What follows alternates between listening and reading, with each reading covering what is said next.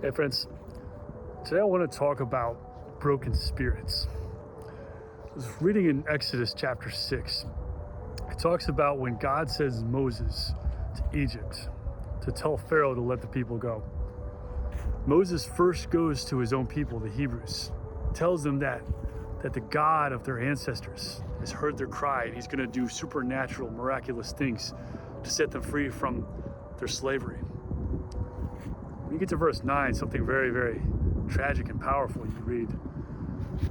It says they would not believe Moses because of their harsh slavery and because of their broken spirits. You see, the slavery that they were going through itself was hard enough, but probably the hardest thing that they were dealing with was happening in here. Their spirit was broken. In other words, when Moses comes to them and gives them good news, they were unable to believe it because they had gotten to the point where they did not believe that good things could happen to them.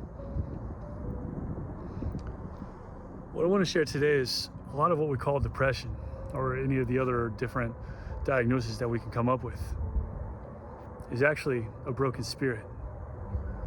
A sense of giving up on life, a sense of resignation that nothing good could ever happen, and whatever circumstance that you're in, you're always going to be stuck there and you're never going to advance beyond that.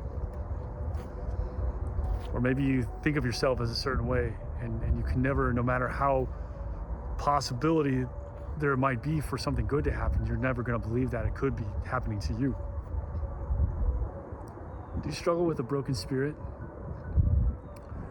This is the part where normally it would be easy to say, here's the solution to that, but the reality is, no matter how tough or strong we might be, there's a limit to how much a human being can endure. And especially if you're a young person and over again you hear you're a loser, you're a failure, you're good for nothing, you're not going to amount to anything. If that's the message that keeps seeping into your soul, whoever says it, especially if it was somebody that was supposed to build you up, supposed to nurture, supposed to raise you the right way, if that's the message you got, it's very, very, very hard not to take that and internalize it and believe that that's your destiny.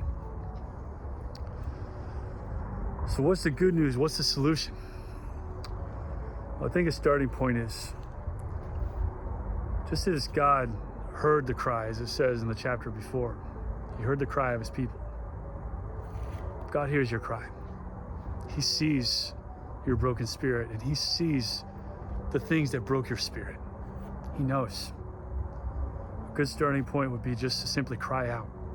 Let your cry rise up to the ears of God himself. Grab a pen, grab a paper, grab an instrument, find a way to lament, to truly take the grief, the anguish that's deep down in your soul and lift it to his ears, to his attention. And he already knows. But there's something powerful about us bringing it out.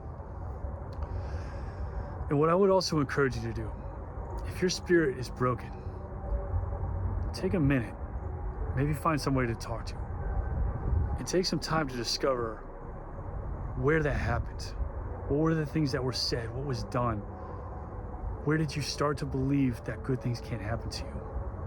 And start to explore that, start to do the work, and allow God to do what he did supernaturally with his own people to bring you out of that place of bondage. God bless you.